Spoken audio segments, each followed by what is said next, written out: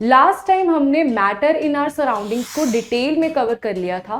Properties of solid से लेकर evaporation तक हर एक टॉपिक को विदाउट एनी कट हमने डिस्कस किया था।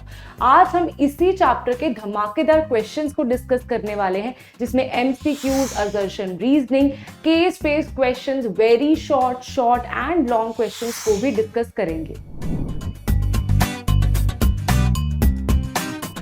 Hi everyone, welcome to Science and Fun 9th-10th. I hope so you all are fine. मैं हूँ आपकी केमिस्ट्री एजुकेटर दीक्षा कौशल। बेटा केमिस्ट्री में आपके 4 चैप्टर हैं 9th क्लास में। कुछ स्कूल्स में फर्स्ट चैप्टर कट हो चुका है, लेकिन हमने वो भी कवर किया है। बाकी 3 चैप्टर्स के इंपॉर्टेंट क्वेश्चंस भी करवा दिए गए हैं, atoms and molecules, structure of atom and is matter around us pure के। तो आज हम करने जा रहे हैं धमाकेदार questions of is matter around us pure. ठीक है, बहुत ही बढ़िया चैप्टर है, आपके बेस बनाने के लिए बहुत इंपॉर्टेंट चैप्टर है। तो आई होप सो आपके स्कूल में ये होगा। अगर नहीं है तो आप बाकी वीडियोस को देख सकते हो। अगर है ये आपके सिलेबस में तो आपको डेफिनेटली ये देखना चाहिए, क्योंकि जो जो क्वेश्चंस रिपीटेडली पूछे जाते हैं आपके स्कूल एग्जाम्स में, वो सारे मैंने इस वीडियो में कवर करे हैं। Okay, so let's start.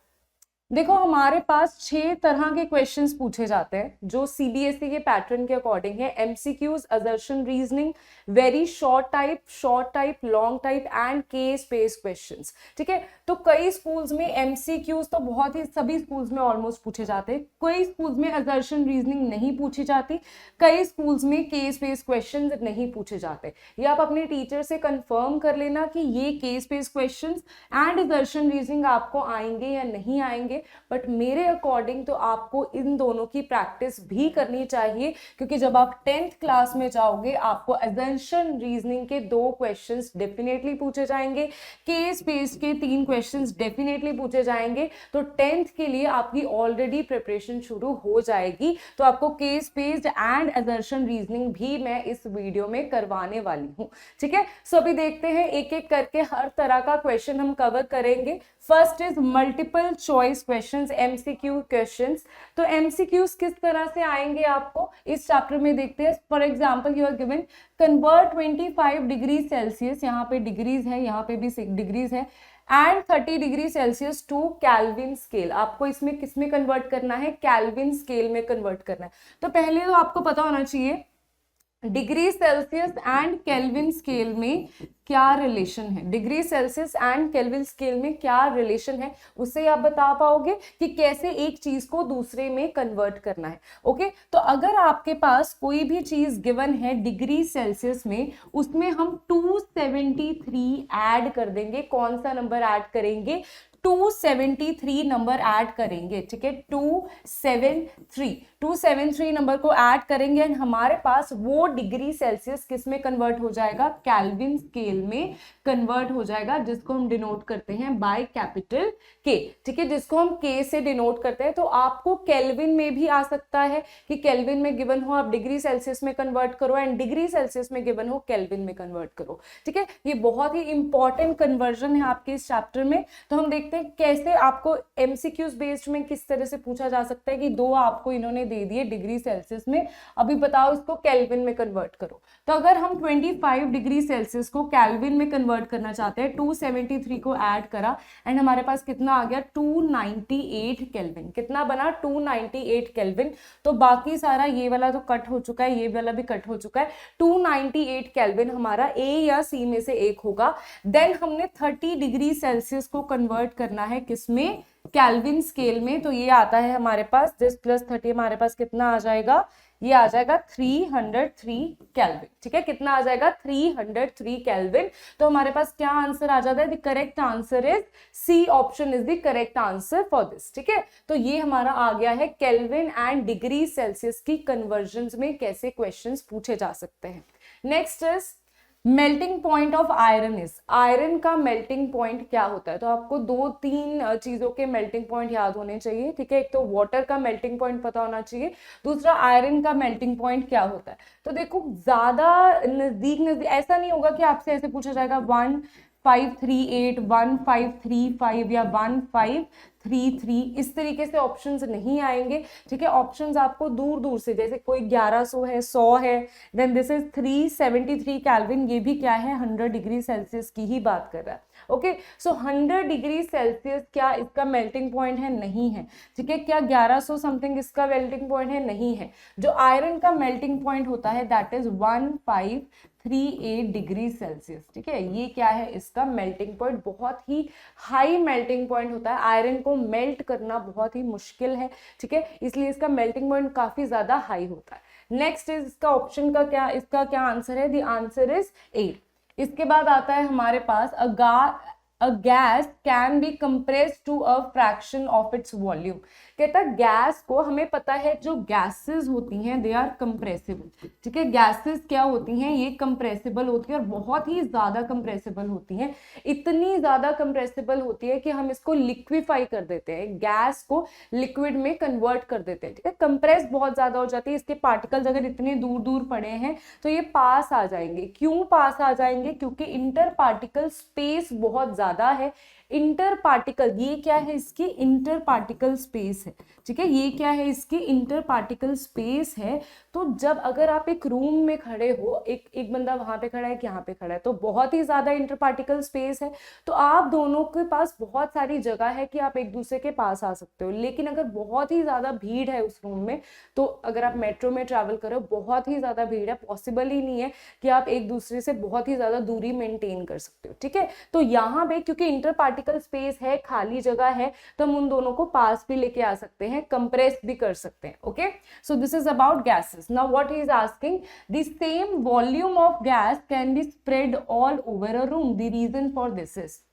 तो कहता अगर आपने धूप अगरबत्ती लगाई है तो वही वॉल्यूम आप बहुत सारे बड़े हॉल में भी उसकी खुशबू को फैला सकते हो, एक छोटे से मंदिर में भी उसकी खुशबू को फैला सकते हो। What is the reason for that?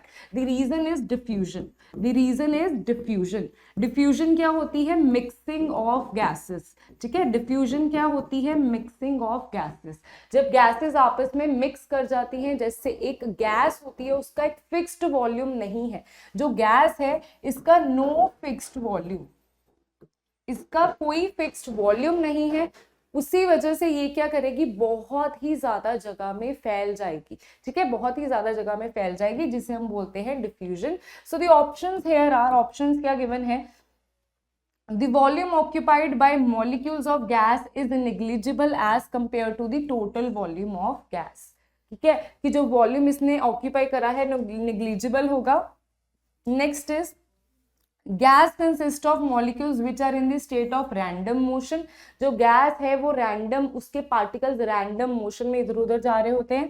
Gas consist of molecules having very large intermolecular space which can be reduced और इंक्रीज्ड अंडर ऑर्डिनरी कंडीशन, ठीक है। जो क्या कर सकते हैं हम, रिड्यूस भी कर सकते हैं, इंक्रीज भी कर सकते हैं अंडर ऑर्डिनरी कंडीशंस, ठीक है। तो वही चीज की बात कर रहे हैं। हमारे पास रीजन हमने देखना है, इस चीज का रीजन क्या है, डिफ्यूजन होने का रीजन क्या है, क्यों गैसेस आपस में मिक्स हो जाती हैं, उसके पीछे रीजन क्या है कि इंटर पार्टिकल स्पेस इतनी ज्यादा है जिसको हम कम भी कर सकते हैं और भी ज्यादा कर सकते हैं, ठीक है। तो ये क्या होती है, रैंडम स्टेट ऑफ मोशन में चलती हैं। Gases consist of which are in random, तो इसका आंसर आएगा सी नहीं आएगा, इसका आंसर आएगा बी, दैट गैसेस जो हैं वो रैंडम स्टेट ऑफ मोशन में क्या करती हैं, इधर उधर चलती रहती हैं, बिकॉज बहुत ही ज्यादा इंटर पार्टिकल स्पेस है, काइनेटिक एनर्जी इनकी बहुत ज्यादा है, ठीक है। इनके इंटर पार्टिकल स्पेस होने की वजह से फोर्स ऑफ अट्रैक्शन जो है,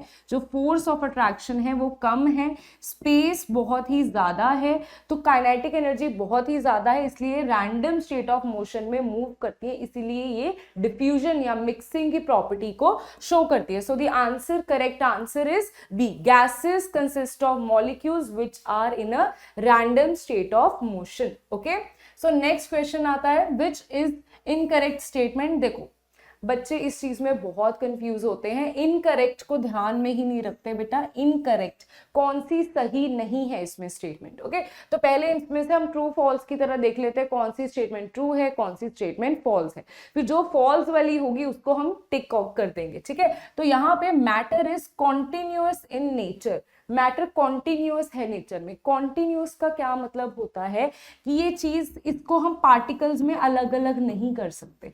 ठीक है, वो एक बहती, जैसे नदी है वो एक कॉन्टिन्यूअस फॉर्म में है, वो बहती जा रही है। ठीक है, पर जो पार्टिकल्स होते हैं, जो मैटर होता है, that is not in a continuous form, वो पार्टिकल्स की बनी होती है, छोटे छोटे पार्टिकल्स की बनी होती है, जिसको हम बाद में एटम्स एंड मॉलिक्यूल्स बोलते हैं। तो वो पार्टिकुलेट नेचर की होती है, वो कॉन्टिन्यूअस नेचर की नहीं होती, it is of particulate nature. ठीक है, पार्टिकल्स की बनी होती है, तो इसे हम क्या बोलते हैं, पार्टिकुलेट नेचर। ठीक है, पार्टिकल्स की बनी होती है। तो ये जो है इसका हो जाता है फॉल्स, ये इसका बिल्कुल भी ट्रू नहीं है। तो आंसर तो मैं मिल ही चुका है, आंसर ए इज करेक्ट कि ये पार्टिकुलेट नेचर की होती है, कॉन्टिन्यूअस नेचर की नहीं होती। तो बाकी 3 ऑप्शंस भी देख लेते हैं। Or out of 3 states of matter, the one which is most compact is solid. सबसे ज्यादा कॉम्पैक्ट पार्टिकल्स किसके सबसे ज्यादा पास होते हैं, सॉलिड के सबसे ज्यादा पास होते हैं, वो सबसे ज्यादा कॉम्पैक्ट होती है। So this is also true. Next is in solid state inter particle spaces is minimum.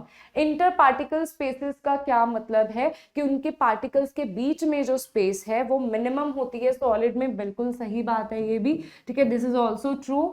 The density of solid is generally more than that of liquid. Density क्या होती है, डेंसिटी क्या होती है बताओ, व्हाट इज डेंसिटी? डेंसिटी क्या होती है, भारीपन। ठीक है, वो क्या होता है, भारीपन। तो डेंसिटी क्या होती है, दैट इज मास और मॉलिक्यूल्स, मास मॉलिक्यूल्स, या क्या बोल रहे हो इसको, पार्टिकल्स।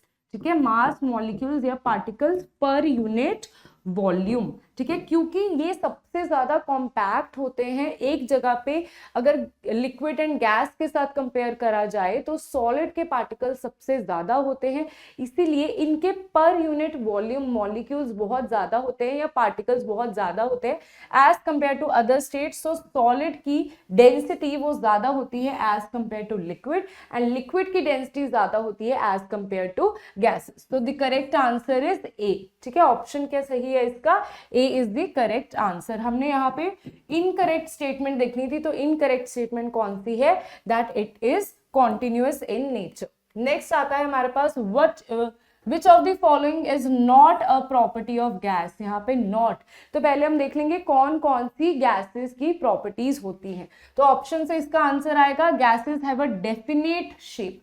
क्या गैसेस की डेफिनेट शेप होती है? नहीं। आपने हैप्पी बर्थडे बलून्स देखे होंगे, ठीक है, हैप्पी बर्थडे बलून्स देखे होंगे, तो अगर आप वहां पे देखोगे जो भी उस बलून की शेप होती है, जो भी अल्फाबेट होता है, वो उसी शेप को एक्वायर कर लेगी गैस। ठीक है, जो भी उस बलून की शेप है, जो हार्ट शेप बलून आप रखोगे तो हार्ट शेप को एक्वायर कर लेगा। ठीक है, तो जो भी उस बलून की शेप होगी उसी चीज को एक्वायर कर लेगा। तो यहाँ पे पहली जो चीज है वो तो हो जाती है इनकरेक्ट। ठीक है, ये क्या हो जाती है, false. Gases have no definite volume, volume इनका डेफिनेट नहीं होता। छोटे से वॉल्यूम में आप अगरबत्ती को चलाओगे या परफ्यूम को चलाओगे तो क्या होगा, छोटे से वॉल्यूम तक रहेगी। पूरे हॉल में अगर उसको फैलाना चाहोगे तब भी वो फैल जाएगी, because they have random motion, उनकी काइनेटिक एनर्जी बहुत ही ज्यादा होती है। The rate of diffusion of gas is higher. Diffusion of gases की देखो, अगर हम रेट ऑफ डिफ्यूजन की बात करें तो गैसेस की डिफ्यूजन सबसे ज्यादा होती है, देन लिक्विड की होती है, देन किसकी होती है, सॉलिड की होती है। क्योंकि डिफ्यूजन किस पे डिपेंड करती है, काइनेटिक एनर्जी पे डिपेंड करती है, एंड काइनेटिक एनर्जी गैसेस की सबसे ज्यादा होती है, then liquid, then solids. Okay, अगर काइनेटिक एनर्जी का अगर आपको पूछा जाए, kinetic energy of gases is higher than kinetic energy of liquid is higher than kinetic energy of solids. ठीक है, तो इस तरीके से आप काइनेटिक एनर्जी को लिख सकते हो। The rate of diffusion of gas is higher. ठीक है, बिल्कुल सही है, गैसेस की सबसे ज्यादा होती है।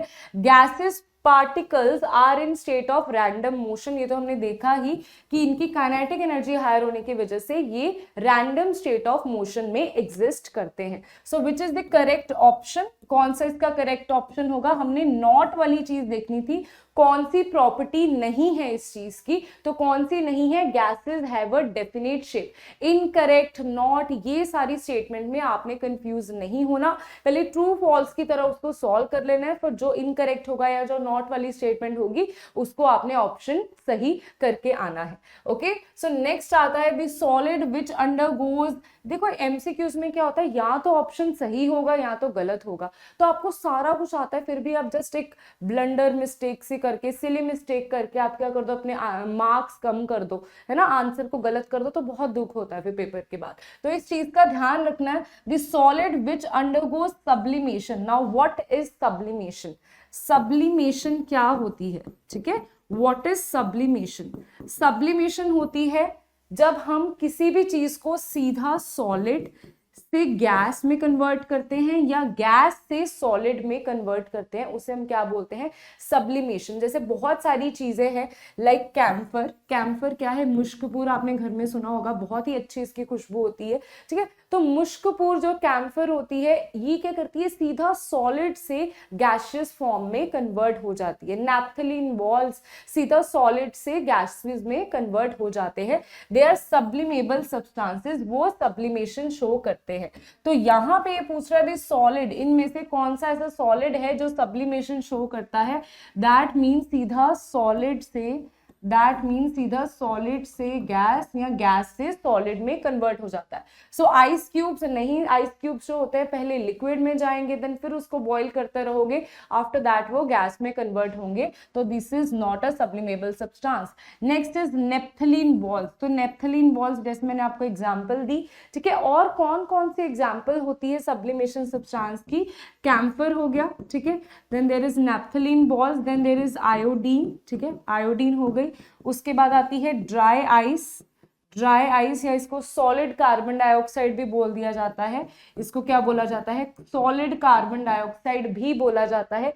उसके बाद अमोनियम क्लोराइड, ठीक है, कौन सी एग्जाम्पल है? Ammonium chloride. तो ये कुछ एग्जाम्पल हैं किसकी? सब्लिमेबल सब्सटेंसेस की एग्जाम्पल है। तो सोडियम क्लोराइड भी नहीं होता सब्लिमेबल, पोटेशियम क्लोराइड भी नहीं होता, अमोनियम क्लोराइड होता है sublimable substance. So the correct option is naphthalene balls. B is the correct option for this question.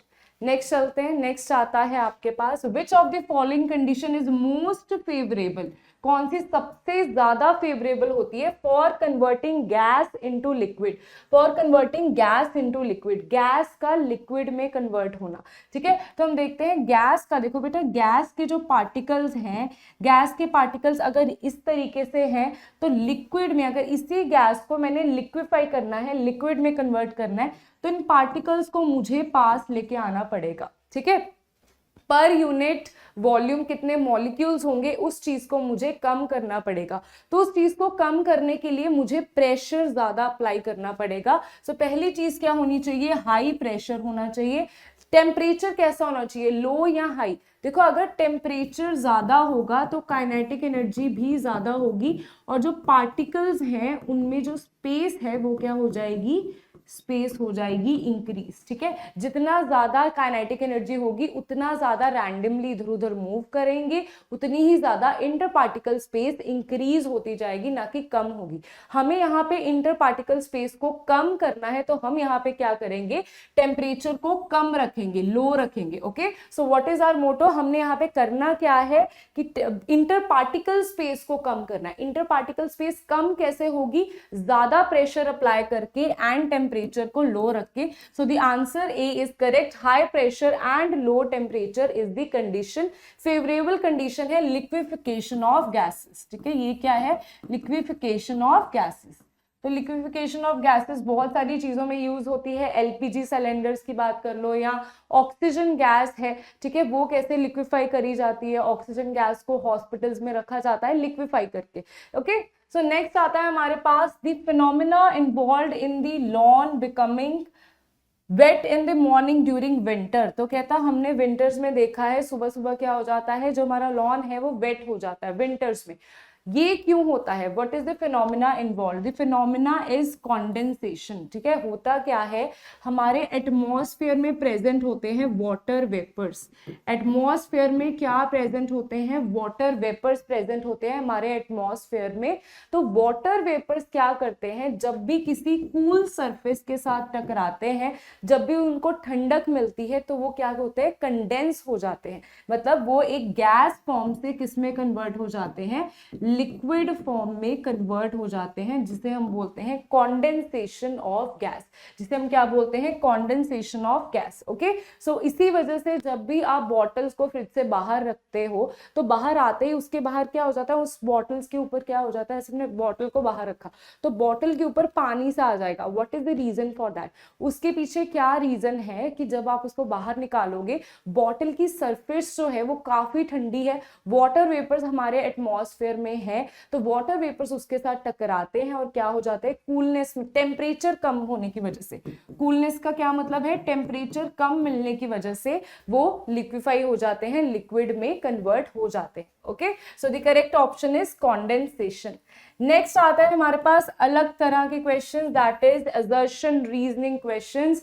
Assertion reasoning questions अभी से प्रैक्टिस कर लोगे तो 10th क्लास में काफी आसानी रहेगी। अगर अभी से इससे डरना शुरू कर दोगे तो 10th में तो डेफिनेटली ही आने वाले हैं, चाहे आपके स्कूल वाले अभी पूछे चाहे ना पूछे। 10th क्लास में तो वो सीबीएसई का पैटर्न ही ऐसे कि असर्शन रीजनिंग पूछे जाते हैं, ठीक है, और 2 क्वेश्चंस पूछे जाते हैं असर्शन रीजनिंग के, तो 2 फ्री के मार्क्स नहीं है, ये इतना कोई मुश्किल नहीं है। असर्शन रीजनिंग बहुत ही इजी होते हैं, यहाँ पे भी ट्रू फॉल्स वाला सिस्टम ही है।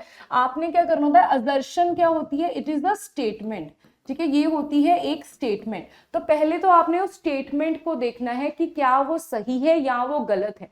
आफ्टर दैट आपने उसका रीजन देखना है कि क्या, पहले आपने क्या देखना है, असर्शन को देखना है क्या वो सही है या गलत है, ट्रू है या फॉल्स है। देन आपने रीजन को देखना है ट्रू है या फॉल्स है। फिर आपने तीसरा स्टेप क्या है, आपने ये देखना है क्या ये जो सेकंड स्टेटमेंट है वो फर्स्ट स्टेटमेंट को जस्टिफाई कर पा रही है, ठीक है, क्या ये जो स्टेटमेंट है इस स्टेटमेंट को रीजन एक्सप्लेन कर पा रही है। ओके, तो उसी में से इसका आंसर आपके पास निकल के आ जाएगा। सो देखते हैं, the boiling point of water is 100 degree Celsius, क्या ये सही है या ये गलत है, ठीक है, दिस इज ट्रू, ठीक है, ये क्या है, ये बिल्कुल सही है कि boiling point of water is 100 degree Celsius. Then the boiling point of water increases at higher altitudes, ठीक है, क्या boiling point of water increase करता है एट हायर एल्टीट्यूड्स, तो boiling point of water increase नहीं करता एट हायर एल्टीट्यूड्स। तो यहाँ पे इसका रीजन क्या हो जाएगा, पहली स्टेटमेंट जो है वो ट्रू है, जो पहले 2 ऑप्शन है उसमें बोथ आर ट्रू, तो बोथ आर ट्रू वाला तो इसमें कट हो जाएगा, बोथ आर ट्रू वाला तो यहाँ पे कट हो जाएगा। Next is A is true but R is false, तो यहाँ पे आपके पास क्या आंसर आ जाएगा, आपको थर्ड स्टेप करना ही नहीं पड़ा, आपको देखना ही नहीं पड़ा कि क्या ये इसको एक्सप्लेन कर पा रहा है, क्योंकि सेकंड स्टेटमेंट इसकी फॉल्स ही हो सकती है, फॉल्स ही हो चुकी है। So the correct option is C. तो क्या मेथड है, पहले देखो ट्रू फॉल्स की तरह पहली स्टेटमेंट दूसरी स्टेटमेंट को देख लो, फिर इनमें से ऑप्शन को करेक्ट करना है। नेक्स्ट हमारे पास स्टेटमेंट आती है, assertion is when a solid melts, जब एक सॉलिड मेल्ट होता है its temperature remains the same, जब एक सॉलिड मेल्ट होता है तो उसका टेम्परेचर बिल्कुल सेम रहता है, विच इज ट्रू, ठीक है, विच इज ट्रू। ये किसकी वजह से होता है, लेटेंट हीट की वजह से होता है, लेटेंट हीट ऑफ फ्यूजन की वजह से होता है। द हीट गेट्स, तो सेकंड स्टेटमेंट है, the heat gets used up in changing the state by overcoming the forces of attraction between the particles. देखो ये हीट क्या होती है, यहाँ पे क्या हमने एक्सपेरिमेंट करा था, हमने आइस क्यूब्स को रखा था और नीचे से हीट को प्रोवाइड करना शुरू करा, तो यहाँ पे आइस क्यूब्स जो है, ये जो हीट है ना, हमने यहाँ पे थर्मोमीटर भी रखा था, ठीक है, थर्मोमीटर भी रखा था, तो हमने क्या देखा कि आइस क्यूब्स तो मेल्ट हो रहे हैं लेकिन टेम्परेचर इंक्रीज नहीं हो रहा। तो वो टेम्परेचर, ये जो हीट है ये कहाँ पे जा रही है, ये कहाँ पे जाके छिप गई है, तो इसको लेटेंट का क्या मतलब होता है, लेटेंट मींस हिडन, लेटेंट का मतलब होता है हिडन, तो लेटेंट हीट इसको बोला जाता है, क्योंकि ये हीट कहीं पे छिप जाती है, और कहाँ पे जाके छिपती है, ये फोर्सेस ऑफ अट्रैक्शन, जो सॉलिड के पार्टिकल्स हैं वो बहुत ही पास हैं और उसको हमने लिक्विड में कन्वर्ट करना है, मतलब पार्टिकल पार्टिकल्स को दूर करना है, इनके बीच में फोर्सेस ऑफ अट्रैक्शन को तोड़ना है, ब्रेक करना है, तो ये वाली हीट कहां पे कंज्यूम हो जाती है, इन फोर्सेस ऑफ अट्रैक्शन को ब्रेक करने में। ठीक है, तो second statement is also true कि हीट कहां पे यूज हो जाती है, changing the state by overcoming the forces of attraction, this is also true. दोनों स्टेटमेंट्स ट्रू है, तो हमारे पास सी ऑप्शन भी नहीं होगा, डी ऑप्शन भी नहीं होगा, हमारे पास या तो ऑप्शन ए इज करेक्ट या ऑप्शन बी इज करेक्ट। ठीक है, तो क्या ये इस चीज को एक्सप्लेन कर पा रही है? ठीक है, बिल्कुल एक्सप्लेन कर पा रही है। हमने पहली स्टेटमेंट में बोला कि सॉलिड मेल्ट हो जाता है, उसका टेम्परेचर नहीं बदलता, और दूसरी स्टेटमेंट में ये इसी चीज की रीजनिंग दे रहा है। सो ये क्या है, R is the correct explanation of A, so the answer A is correct है। सो द आंसर ए यहाँ पे बिल्कुल सही है। पहले आपने क्या करना है, ट्रू फॉल्स की तरह दोनों स्टेटमेंट्स को देख लेना है, उसके बाद इन चारों ऑप्शन पे आके टिक मार्क करना है क्या सही है क्या गलत है। अगर दोनों स्टेटमेंट ट्रू है तो ए और बी में से देख लेना, अगर दोनों में से एक भी फॉल्स है तो आप सी या डी में से कोई आंसर इसका होगा। ओके गाइस, सो नेक्स्ट हमारे पास आता है असर्शन रीजनिंग, हमारे यहाँ पे खत्म हो जाते हैं।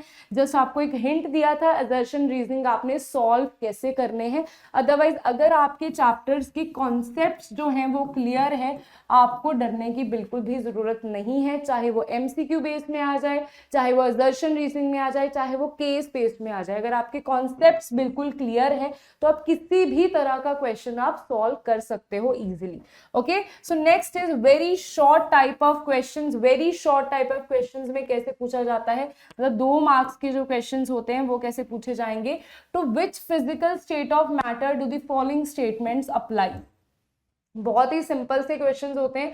ठीक है, इनकम्प्रेसिबल, यहाँ पे आपको क्या पता होना चाहिए, प्रॉपर्टीज ऑफ, यहाँ पे आपको क्या पता होना चाहिए, properties of solid, liquid and gas. Properties of solid, liquid and gas, और ये सारी प्रॉपर्टीज मैंने आपको पूरे के पूरे चैप्टर में डिटेल में कवर करी हुई है। ठीक है, डिटेल मैंने कोई भी टॉपिक नहीं छोड़ा, चाहे वो कई स्कूल्स में ना कोई भी टॉपिक मिस नहीं करवाया हुआ, तो मैंने सभी टॉपिक्स को कवर करा है आपके चैप्टर नंबर 1 में, तो अब वहां पे जाके डिटेल में पढ़ सकते हो। यहाँ पे देखते हैं incompressible and no fixed shape, जिसकी शेप फिक्स ना हो।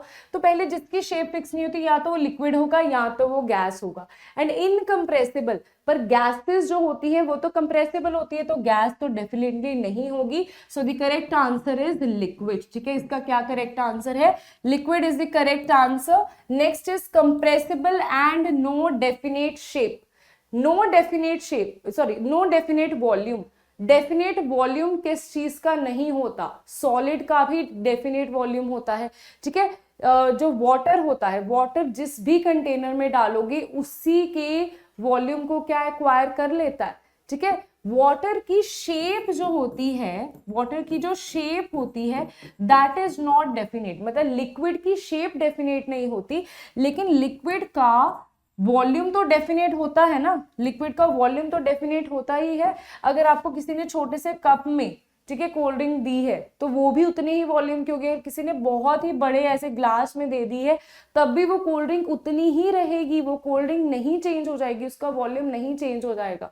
ठीक है, तो बाहर हमें बड़ा बेवकूफ बनाया जाता है इस चीज से। ठीक है, बड़े से मग में आपको चीज दे देते हैं और आपको लगता है कि बड़ा मग है तो शायद इसमें क्वांटिटी भी बहुत ज्यादा होगी, पर ऐसा नहीं होता, क्योंकि लिक्विड का नो डेफिनेट, लिक्विड का जो वॉल्यूम है वो क्या रहता है, डेफिनेट रहता है। तो हमारे पास किस चीज का वॉल्यूम डेफिनेट नहीं होता, out of solid, liquid and gas, हमारे पास गैस का वॉल्यूम डेफिनेट नहीं होता। सो इसका आंसर क्या है, compressible and no definite volume is gases.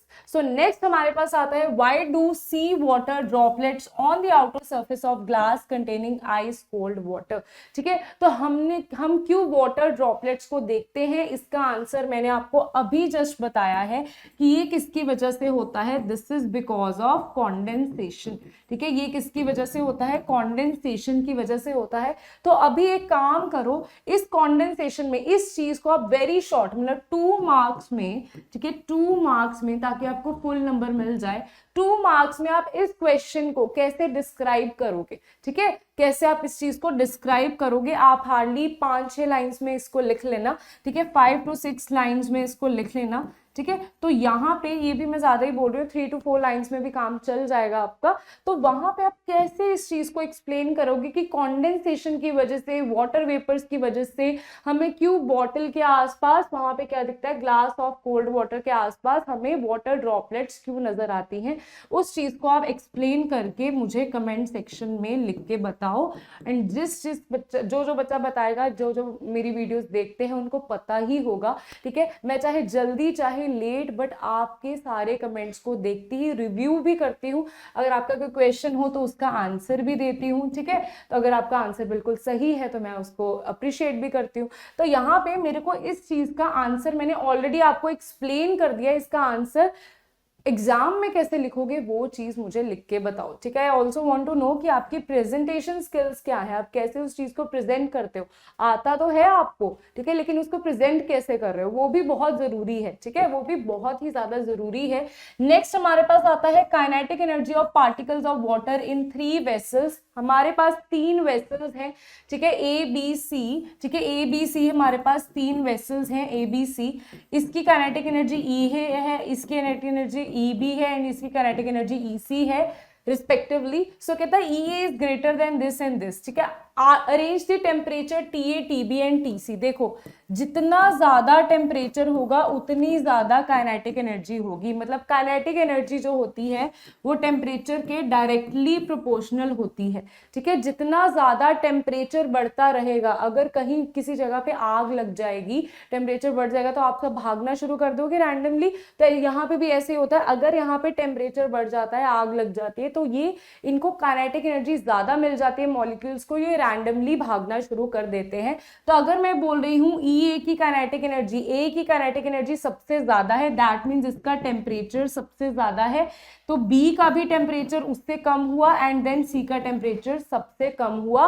वही चीज हमें बोल रहा है कि इसके इंक्रीजिंग ऑर्डर में आप क्या करो, टेम्परेचर को करो। तो इंक्रीजिंग ऑर्डर इसका उल्टा हो जाएगा, इंक्रीजिंग ऑर्डर हो जाएगा T C, then T B, then T A. तो ये क्या हो रहा है, इंक्रीजिंग है किसका ऑर्डर, टेम्परेचर का, ठीक है। Temperature is directly proportional to kinetic energy. ये वाला कंसेप्ट लगा, बस उसने थोड़ा सा घुमा के आपको दे दिया। ये कंसेप्ट यहाँ पे लगा, अगर आप ये वाला आंसर भी लिख के आते हो तो भी गड़बड़ हो जाएगी, ठीक है। तो आंसर कौन सा करेक्ट है, this is the correct answer, क्योंकि हमें किसमें पूछा है, इंक्रीजिंग ऑर्डर में पूछा है, ना कि डिक्रीजिंग ऑर्डर में पूछा है।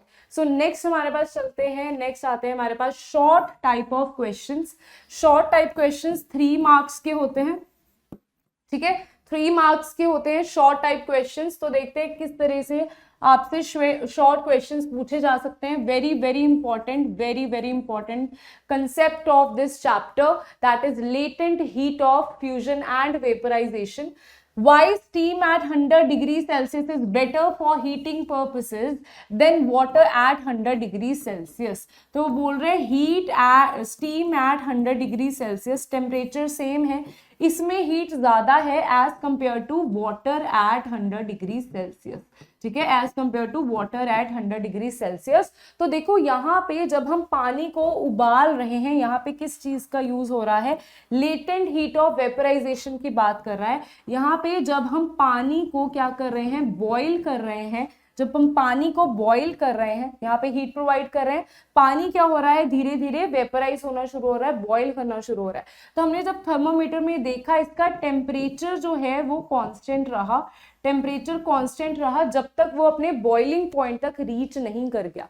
तो जब उसकी स्टेट बदलनी शुरू हुई तब क्या हो गया, इसका टेम्परेचर क्या हो गया, बिल्कुल ही बदलना शुरू हो गया, ठीक है। तो वहां पे नहीं सॉरी, तो जब इसकी स्टेट जो है एक लिक्विड से गैस में कन्वर्ट हो रही है, उस टाइम पे इसने फोर्सेस ऑफ अट्रैक्शन को तोड़ना है, तो वहां पे इसका टेम्परेचर कांस्टेंट हो जाता है। वहां पे इसका टेम्परेचर क्यों कांस्टेंट हो जाता है, क्योंकि ये जो हीट है ये अभी उस फोर्स ऑफ अट्रैक्शन को तोड़ने में यूज हो रही है। मतलब ये जो पानी है आपका एट 100 डिग्री सेल्सियस, इसमें क्या है, इसको और भी ज्यादा हीट चाहिए होगी। इसको कौन सी हीट चाहिए होगी, लेटेंट हीट चाहिए होगी, ताकि वो स्टीम में कन्वर्ट हो जाए। जब जब फाइनली ये वाला सारा पानी वेपराइज हो जाता है, गैस में कन्वर्ट हो जाता है, तो ये जो स्टीम है आपके पास, इसके पास बॉइलिंग वाटर वाली एनर्जी तो है ही, ये जो पानी के पास एनर्जी थी वो उतनी हीट तो इसके पास है ही, उसके साथ साथ इसके पास क्या है, जो हीट हम नीचे से प्रोवाइड कर रहे थे that is latent heat of vaporization भी इसके पास है। अगर लेटेंट हीट ऑफ वेपराइजेशन इसे ना मिलती, ये वाटर स्टीम में कन्वर्ट ना होता। ठीक है, this is the same concept. ठीक है, तो यहाँ पे स्टीम जो है इसके पास पानी की एनर्जी तो है ही, एक्स्ट्रा में किस चीज की एनर्जी आ गई, लेटेंट हीट ऑफ वेपराइजेशन की। ये वही चीज है जैसे अभी आपने चैप्टर को पढ़ लिया, ठीक है, तो आपने चैप्टर को पढ़ लिया, कंसेप्ट्स याद हैं, लेकिन अगर आप उसके इंपॉर्टेंट क्वेश्चंस भी कर रहे हो साथ साथ में, तो आपको पेपर में रिकॉल करना बहुत ही ईजी हो जाएगा। तो आपके पास एक एक्स्ट्रा नॉलेज आ गई, एक्स्ट्रा चीज आ गई। तो वो एक्स्ट्रा चीज इसके पास क्या है, लेटेंट हीट ऑफ वेपराइजेशन है, जो वाटर के हीट के इंक्लूड करने के बाद ये स्टीम में कन्वर्ट हो रहा है। इसीलिए स्टीम के पास ज्यादा हीट होती है as compare to water at same temperature. इसीलिए अगर आप उसी सेम टेम्परेचर पे आप स्पा लेने जाओगे तो वहां पे जो स्टीम यूज होती है बहुत ही कम टेम्परेचर पे होती है, वो 100 डिग्री सेल्सियस पे नहीं होती।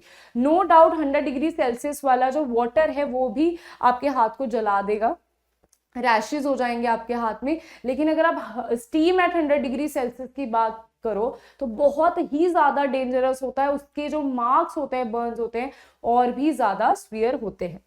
Okay, because of latent heat of vaporization. Okay, so next हमारे पास आता है अल्का। ये सेम क्वेश्चन है, सेम उसी, बस इसका क्या है, way of representing asking the question is different. कि अल्का के पास उसने टी बनाई है केटल में, she felt intense heat from the puff of steam gushing out of the spout. तो उसने क्या देखा कि केटल के बाहर जो स्टीम आ रही है उसको बहुत ही ज्यादा हीट फील हुई, उससे उसे बहुत ही ज्यादा हीट फील हुई। She wondered whether the temperature of steam was higher than that of water boiling in the kettle. ठीक है, वाटर जो बॉइल हो रहा था उस केटल में, वो कहती कि यहाँ पे आपके पास केटल है, ठीक है, केटल है, तो केटल नहीं, ये कॉनिकल फ्लास्क बन गया है, कोई बात नहीं। तो यहाँ पे जो केटल है इसके बीच में पानी बॉईल हो रहा है, उसने क्या देखा, जो इसके बाहर स्टीम आ रही है ना, तभी आपको बोला जाता है, जब आप प्रेशर कुकर को पहले उसके ऊपर रखी जाती है ना एक विसल सी, what is the reason for that, ताकि उसके अंदर जितने भी वेपर्स बने हैं ना वो सारे निकल जाए पहले, किसी के मुंह पे एकदम से ना आ जाए, दैट इज द रीजन। ठीक है, क्योंकि स्टीम बहुत ही ज्यादा क्या होती है, डेंजरस होती है, वो हमारे फेस पे अगर आ जाएगी फेस को बर्न कर देगी। ओके, सो ये वही चीज सोच रही है, क्या स्टीम का टेम्परेचर हायर है, तो हमें इसे क्या बताना है कि स्टीम का टेम्परेचर बिल्कुल भी हायर नहीं है।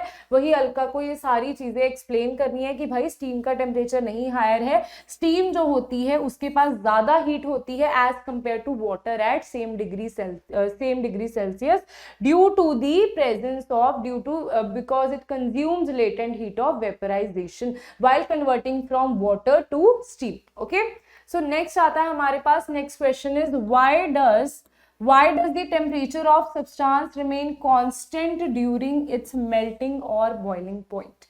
सेम वही क्वेश्चन है। ठीक है, यहाँ पे क्या है, क्या ऐसा क्यों होता है कि वहां पे आपका जो टेम्परेचर है, अगर आप एक आइस को कन्वर्ट कर रहे हो, किस में कन्वर्ट कर रहे हो, लिक्विड में कन्वर्ट कर रहे हो, तो वहां पे भी कहता है टेम्परेचर जो है मेल्टिंग पॉइंट के बाद क्या हो जाता है, कांस्टेंट हो जाता है। और यहाँ पे हमारे पास, अगर हमारे पास लिक्विड होगा, वो जब गैस में कन्वर्ट हो रहा होगा, उसमें भी सेम चीज होती है कि टेम्परेचर कांस्टेंट हो जाता है।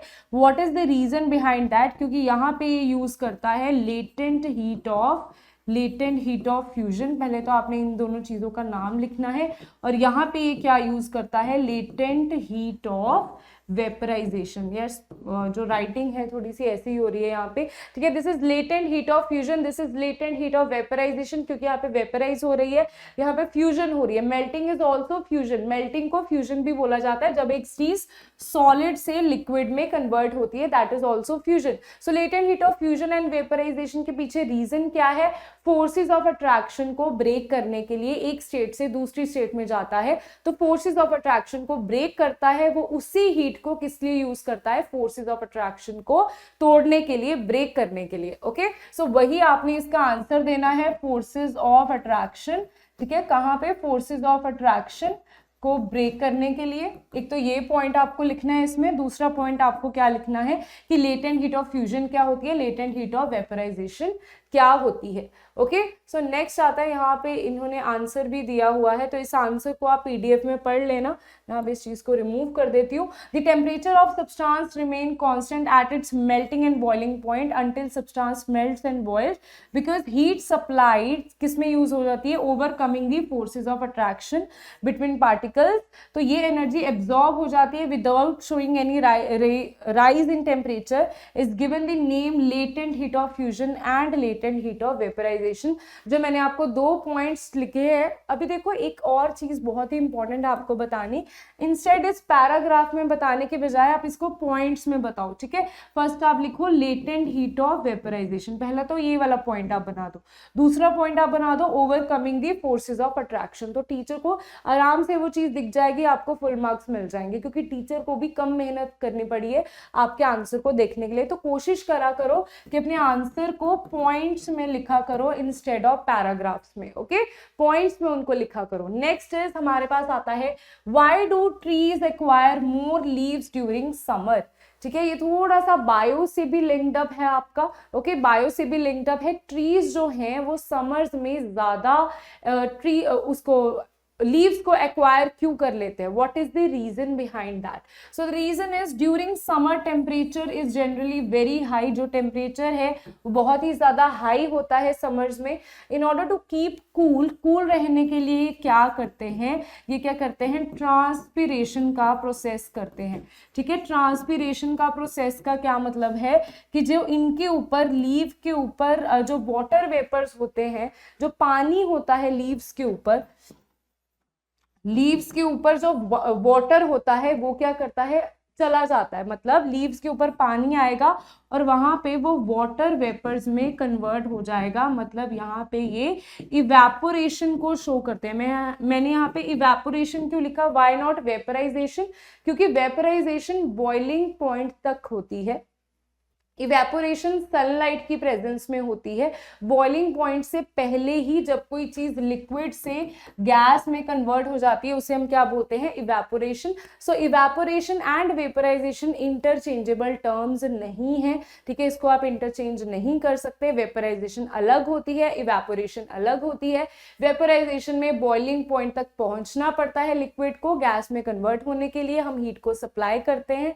इवेपोरेशन में लिक्विड टू गैस कन्वर्जन हो जाती है विदाउट एनी बॉइलिंग पॉइंट तक, विदाउट बॉइलिंग पॉइंट तक पहुंचे हुए। ओके, सो यहाँ पे इवेपोरेशन हो जाती है, वाटर वेपर्स में कन्वर्ट हो जाता है, और इसी प्रोसेस को हम ट्रांसपिरेशन बोलते हैं। क्योंकि जब एक कोई भी चीज है, जब आपने उसमें से लिक्विड टू गैस वो कन्वर्ट हो रही है, वो अपनी स्टेट को बदल रही है, ठीक है, तो वहां पे वो लेटेंट हीट ऑफ किस चीज को कंज्यूम करेगी, लेटेंट हीट ऑफ वेपराइजेशन को तो कंज्यूम करेगी ही, क्योंकि वो एक स्टेट से दूसरी स्टेट में बदल रही है। आप हाथ में एसीटोन को फेंकोगे तो वहां से आपके हाथ में से लेटेंट हीट ऑफ वेपराइजेशन को चुरा के ले जाएगा और आपके हाथ को ठंडक फील होगी। तभी हम लॉन्स में क्या करते हैं, स्प्रिंकल करते हैं पानी को, क्योंकि वहां से भी लेटेंट हीट ऑफ वेपराइजेशन को चुरा ले जाता है। तो latent heat of vaporization daily life में कहाँ कहाँ यूज होती है, मैंने आपको वन शॉट में डिटेल में समझाया हुआ है। ठीक है, वहीं से यहाँ पे वही सेम कंसेप्ट लग रहा है, लेटेंट हीट ऑफ वेपराइजेशन को वो यूज कर रहा है। उसी लेटेंट हीट ऑफ वेपराइजेशन की वजह से लीव्स जो हैं, जो पत्ते होते हैं वो ठंडे हो जाते हैं, और इसी वजह से उन्हें बहुत सारी, जो ट्री है उसे बहुत सारी पत्तों की जरूरत पड़ती है, लीव्स की जरूरत पड़ती है, ताकि वो ट्रांसपायर कर सके, ताकि वाटर टू वाटर वेपर्स में कन्वर्ट हो, लेटेंट हीट ऑफ वेपराइजेशन जाए और जो लीव्स हैं वो कूल हो और ट्रीज को भी कूलनेस मिले। ओके, तो this is the thing here, trees acquire more leaves during summer. इसी की वजह से वो समर्स में ज्यादा लीव्स को एक्वायर करते हैं। तो आपने इन तीनों लाइंस से भी ज्यादा आपने लिख के आना है पेपर में। वाटर वेपर्स में ट्रांसपिरेशन क्या होती है, लेटेंट हीट ऑफ वेपराइजेशन क्या होती है, सारा कंसेप्ट आपने लिख के आना है। So guys, next is explain inter conversion of 3 states of matter. देखो हमारे पास 3 स्टेट ऑफ मैटर हैं, that is solid and this is liquid and this is gas. ठीक है, हमारे पास 3 स्टेट ऑफ मैटर है, तो कहता है इन तीनों की इंटर कन्वर्जन बताओ कौन कौन से प्रोसेसेस से होती है। ठीक है, इन तीनों की इंटर कन्वर्जन आपने बतानी है, तो इंटर कन्वर्जन इसकी बता देते हैं। So now tell me, solid to liquid जब हम कन्वर्ट करते हैं, मतलब आइस जब कन्वर्ट होती है पानी में, तब क्या होता है, सॉलिड टू लिक्विड जब जा रही है तब चीज क्या होती है, मेल्ट होती है। तब चीज क्या होती है, मेल्ट होती है, यहाँ पे मेल्टिंग होती है। और जब चीज लिक्विड टू गैस में जा रही है तब क्या होती है, हमारे पास वेपराइजेशन होती है, या उसको आप बॉइलिंग बोल सकते हो। ठीक है, इधर वेपराइजेशन या उसको हम बॉइलिंग बोल सकते हैं। ठीक है, वेपराइजेशन या बॉइलिंग होती है जब चीज गैस से सॉलिड की तरफ जा रही है। जब गैस से सॉलिड में कन्वर्ट हो रही है, उस चीज को हम क्या बोलेंगे, जब गैस से डायरेक्टली सॉलिड में कन्वर्ट हो रही है उस चीज को हम बोलते हैं सब्लिमेशन। और जब सॉलिड से गैस हो रही है उससे भी हम क्या बोलते हैं, कई लोग इसे डीसब्लिमेशन बोल देते हैं, कई लोग सब्लिमेशन बोल देते हैं। वैसे दोनों प्रोसेसेस को सब्लिमेशन बोला जा सकता है। देन हमारे पास कौन सी चीज रहेगी, गैस से लिक्विड में कन्वर्ट हो रही है, दैट इज कॉन्डेंसेशन। ठीक है, कॉन्डेंसेशन के बेसिस पे हमने 2 क्वेश्चंस करे हैं, दैट इज कॉन्डेंसेशन। उसके बाद आता है लिक्विड टू सॉलिड में जब चीज कन्वर्ट हो रही है तब क्या होता है, जब आप पानी को फ्रीजर में रखते हो तो उसे क्या बोलते हैं, फ्रीजिंग। सबसे ज्यादा इजी चीज, ठीक है, आइस क्यूब्स बनाते हो। तो ये हमारे पास इंटर कन्वर्जन है, और इन सभी प्रोसेसेस के नेम्स क्या हैं वो मैंने आपको डिस्क्राइब कर दिए। इसकी डिटेल को मैंने ऑलरेडी डिस्कस करा हुआ है। ओके गाइस, सो नेक्स्ट इसके बाद क्वेश्चन आता है long type questions. Next question आता है लॉन्ग टाइप क्वेश्चंस। तो लॉन्ग टाइप क्वेश्चन में हम देखते हैं क्या है, अभी सिर्फ 2 क्वेश्चन रहते हैं, very very important. Discuss the various factors which affect the rate of evaporation. Evaporation मैंने आपको बताया, इवेपोरेशन और वेपराइजेशन के बीच में मैंने आपको डिफरेंस भी बता दिया है। इवेपोरेशन बॉइलिंग पॉइंट तक बिना रीच हुए जब एक लिक्विड कन्वर्ट होता है गैस में, उसे हम क्या बोलते हैं, इवेपोरेशन बोलते हैं। और इवेपोरेशन के बेसिस पे सबसे इंपॉर्टेंट जो क्वेश्चन बनता है दैट इज इसके फैक्टर्स क्या है। ठीक है, कौन कौन सी चीज पे इवेपोरेशन इंक्रीज हो जाती है या डिक्रीज हो जाती है, totally link to our daily life. तो यहाँ पे हम देखते हैं पहले तो टेम्परेचर पे ये कैसे होती है। ठीक है, अगर हम टेम्परेचर को इंक्रीज कर दें, अगर आप टेम्परेचर मतलब अगर धूप बहुत ज्यादा निकली है तो कपड़े इजीली सूख जाएंगे। तो अगर टेम्परेचर इंक्रीज हुआ है तो इवेपोरेशन भी बढ़ जाती है। जिस दिन ज्यादा गर्मी है उस दिन क्या होती है, इवेपोरेशन इंक्रीज हो जाती है। देन उसके बाद आता है विंड की वजह से, अगर बहुत ही ज्यादा हवा चल रही है तब भी कपड़े इजीली, कपड़ों को दिमाग में रखना है कि हमने क्या करना है, इस क्वेश्चन में हमने कपड़े सुखाने अपने, ठीक है, क्लोथ्स को सुखाना है। तो यहाँ पे अगर विंड इंक्रीज हो रही है, हवा बहुत तेज चल रही है, तब भी इवेपोरेशन इंक्रीज हो जाती है। हमने देखा, ऑब्जर्व किया है। ठीक है, क्योंकि विंड इंक्रीज होने की वजह से यहाँ पे जो लिक्विड है वो गैस में इजीली कन्वर्ट हो जाता है। ठीक है, वेपराइज हो जाता है। उसके बाद आती है हमारे पास, उसके बाद आता है सरफेस एरिया। ठीक है, next is surface area. Next हमारे पास आता है सरफेस एरिया अगर हमने बढ़ा दिया।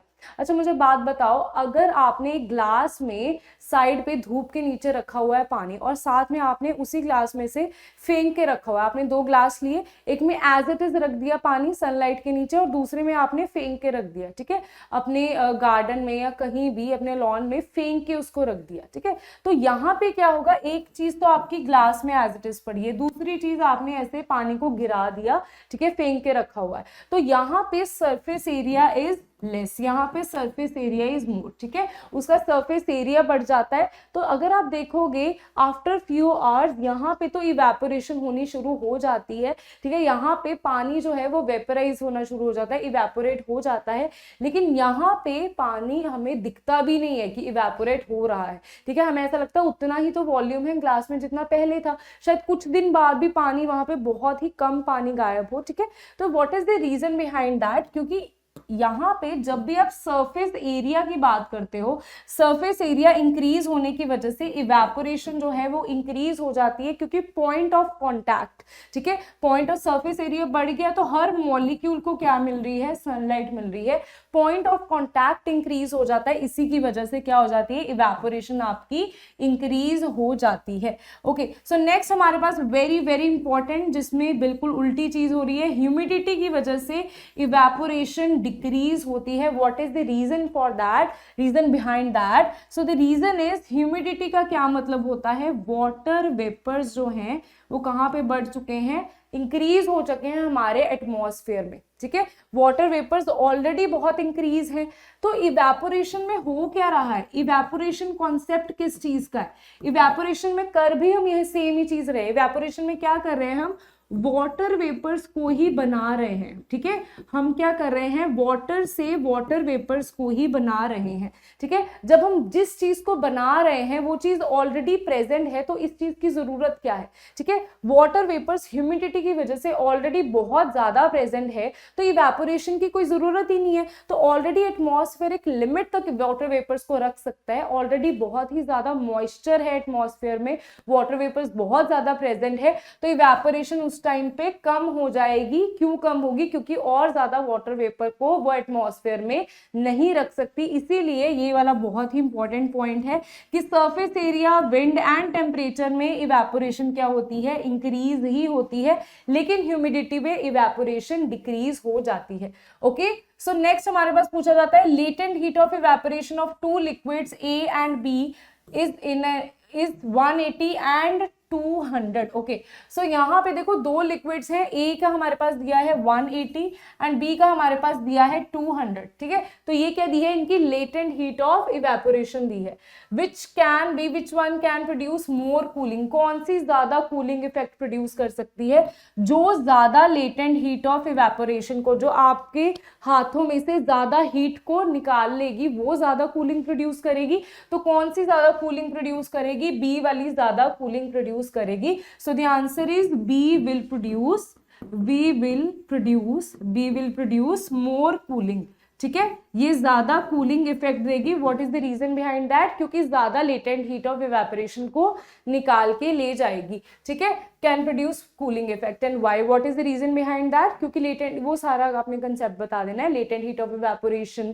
ठीक है, कैसे वो लेटेंट हीट को एब्जॉर्ब करता है, ठीक है, आपकी सरफेस से निकाल के ले जाता है, वो सारी चीजें आपने एक्सप्लेन करनी है. Okay, so this is the kind of question that can be asked on evaporation topic. So next हमारे पास आता है last question, that is case based questions. Case based questions आपको 3 आते हैं 10th क्लास में, तो अभी से इस चीज की प्रैक्टिस कर लो. इससे डरने की तो बिल्कुल भी जरूरत नहीं है, बहुत ही इजी होते हैं. इजी सबसे, अगर पूरे क्वेश्चन पेपर में सबसे इजीएस्ट क्वेश्चंस होते हैं ये केस बेस्ड क्वेश्चंस. फ्री के नंबर होते हैं, सिर्फ आपको ये पैराग्राफ सा देख के आप डर जाते हो, लेकिन डरने वाली कोई बात नहीं है इसमें. सो यहाँ पे क्या बताया है कि अंकिता ने क्रश्ड आइस ली एक बीकर में, तो उसने थर्मोमीटर भी रखा. अंकिता ने एक बीकर में आइस क्यूब्स लिए, क्रश्ड आइस ली, और साथ में उसने क्या किया, एक थर्मोमीटर रखा. ठीक है, थर्मोमीटर यहाँ पे रख देते हैं. अंकिता ने एक बीकर लिया, उसमें आइस क्यूब्स लिए, साथ में उसने थर्मोमीटर रखा, and the temperature was regularly noted. तो उसने टेम्परेचर को कॉन्टिन्यूसली नोट किया. The temperature rises gradually as the heating is continued. तो जैसे जैसे कहता हम उसको हीट प्रोवाइड कर रहे थे, टेम्परेचर इसका इंक्रीज होता जा रहा था, लेकिन एक पॉइंट ऐसा आया कि वो कांस्टेंट हो गया. ठीक है, एक पॉइंट ऐसा आया कि टेम्परेचर जो है वो उसका कांस्टेंट हो गया. ठीक है, तो ये वाला कंसेप्ट तो मैंने आज पूरी वीडियो में इतनी बारी आपको करवा दिया है. बहुत ही इजी चैप्टर है. कुछ थोड़े से इसमें इंटर कन्वर्जन के बारे में पता होना चाहिए, डिफ्यूजन के बारे में पता होना चाहिए, डिफ्यूजन कहाँ स्लो होती है, कहाँ फास्ट होती है, then evaporation, factors of evaporation and sublimation, very important concept. And उसमें सबसे ज्यादा टॉप प्रायोरिटी पे आता है latent heat of vaporization and fusion. ठीक है, सो यहाँ पे पहला आता है what phenomena is associated with conversion of ice into water. Ice से पानी में कन्वर्जन में कौन सा फिनोमेना एसोसिएटेड है, कौन सा फिनोमेना होता है अगर आइस पानी में कन्वर्ट हो रहा है, दैट इज मेल्टिंग. ठीक है, कौन सा, दैट इज फ्यूजन भी बोल देते हैं इसको, या हम इसको क्या बोल देते हैं, मेल्टिंग बोल देते हैं.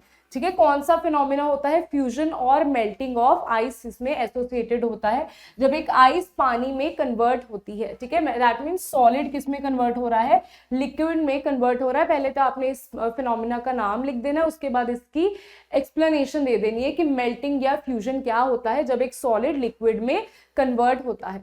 Next is why does the temperature remain constant during ice to water and conversion and water to steam conversion. तो कहता है टेम्परेचर क्यों कांस्टेंट रह जाता है, अगेन वही सेम चीज, फोर्सेस ऑफ अट्रैक्शन को क्या करने के लिए, ब्रेक करने के लिए, ठीक है, फोर्सेस ऑफ अट्रैक्शन को डिक्रीज करने के लिए, ओवरकम करने के लिए ये होता है, यूज होता है, ठीक है। तो ये हीट कहाँ पे चली जाती है, फोर्सेस ऑफ अट्रैक्शन को ओवरकम करने के लिए। सेम उसी चीज को पॉइंट्स में डिस्क्राइब कर देना है। लेटेंट का मतलब क्या होता है वो भी आपने इसमें डिस्क्राइब कर देना है। लेटेंट का मतलब क्या होता है, hidden.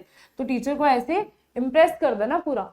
Okay, next is the heat added to the system when temperature is constant is called। तो heat जो add करी है उस चीज को हम क्या बोलते हैं, उस चीज को हम बोलते हैं latent heat, ठीक है। तो आपने उसके बाद बता देना है ये दो तरह की होती है latent heat। First is latent heat of fusion, second is latent heat of vaporization, ठीक है। यहाँ पे क्या होता है, लिक्विड गैस में कन्वर्ट हो रहा है, यहाँ पे सॉलिड लिक्विड में कन्वर्ट हो रहा है। तो ये दो चीजों को आपने एक्सप्लेन कर देना है। Next question is last question of this, why ice at 0 degree Celsius has less heat as compared to water at same temperature। तो जैसे मैंने आपको स्टीम वाला बताया था कि स्टीम के पास ज्यादा हीट होती है, सेम उसी वजह से जो लिक्विड होता है एट 0 डिग्री सेल्सियस उसके पास ज्यादा हीट होती है as compare to ice at 0 degree Celsius. इसीलिए हम जब भी आइस क्यूब को क्यों यूज करते हैं, कोक को ठंडा करने के लिए, या हमारे कोई रैशेस हो जाए हम बर्फ को क्यों यूज करते हैं, पानी ठंडे को क्यों नहीं यूज करते। वैसे तो उसमें आपको आइस से भी बर्न्स हो सकते हैं, तो उससे भी अभी एक मूवी भी आई है इसके लिए, है ना, मिली, आई थिंक मूवी का नाम है, जानवी कपूर की मूवी है। तो वो भी इसी के बेसिस पे ज्यादा ठंड से भी हमारे फ्रॉस्ट हो सकता है, I don't know what is the name of that thing, ठीक है। तो वो भी हमारे लिए डेंजरस हो सकती है, लेकिन थोड़ी सी अमाउंट में आइस अगर आपका बहुत ही ज्यादा बर्न हो चुका है फॉर सम टाइम वो बेनिफिशियल रहती है। तो हम आइस को क्यों यूज करते हैं, हम लिक्विड एट 0 डिग्री सेल्सियस को क्यों नहीं यूज करते, क्योंकि आइस के पास कम हीट होती है, लिक्विड के पास ज्यादा हीट होती है एक सेम टेम्परेचर पे। व्हाट इज द रीजन, क्योंकि आइस जब लिक्विड में कन्वर्ट हो रही थी उसने क्या किया, उसने हीट को कंज्यूम किया एंड उसके बाद ही एक इसमें कन्वर्ट हुई, लिक्विड में कन्वर्ट हुई। दैट मीन्स जब वो लिक्विड बना, जब वो चीज लिक्विड बनी, उसके पास आइस की हीट तो थी ही और साथ में उसके पास लेटेंट हीट भी थी, ठीक है, साथ में उसके पास लेटेंट हीट भी थी जो हम उसको प्रोवाइड कर रहे थे, ठीक है, जो हम उसको लेटेंट हीट प्रोवाइड कर रहे थे। यहाँ पे वो लेटेंट हीट किसने एक्वायर कर ली, इस लिक्विड ने एक्वायर कर ली। उसके पास आइस की हीट तो है ही, साथ में लेटेंट हीट भी है। इसी वजह से लिक्विड एट 0 डिग्री सेल्सियस जो है इसके पास मोर हीट होती है और इसके पास क्या होती है, लेस हीट होती है, ठीक है, इसके पास लेस हीट होती है। सो guys that's all about most important questions. इसके और भी बहुत सारे इंपॉर्टेंट क्वेश्चंस पहले चार चैप्टर जो है आपके केमिस्ट्री के मैं आपके लिए लेके आऊंगी, साथ में सारे क्वेश्चंस करेंगे सॉल्व। तो यहाँ पे मोस्ट इंपॉर्टेंट जो टॉपिक है इस चैप्टर में that is sublimation, diffusion, conversion कौन सी है, प्रॉपर्टीज क्या है, तो इन सभी को एक बार गो थ्रू कर लो। और latent heat of fusion and vaporization is very very important topic. So guys that's all about today. Keep learning, keep smiling, all the very best for your exams.